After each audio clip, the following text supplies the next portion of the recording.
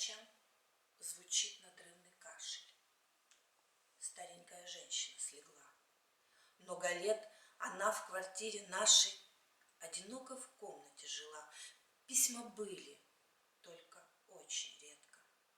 И тогда, не замечая нас, все ходила и шептала: детки, вам ко мне собраться хоть бы раз. Ваша мать согнулась, посидела. Что поделать, старость подошла. Как бы хорошо мы посидели рядышком у нашего стола.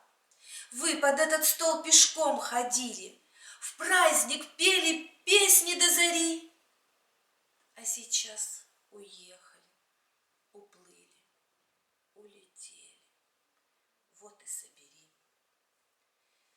Заболела мать, и той же ночью телеграф не уставал стучать. Дети, срочно, дети, очень срочно, приезжайте. Заболела мать. Из Одессы, Лондона, с Игарки, отложив до времени дела, дети собрались. Да только жалко у постели, а не у стола.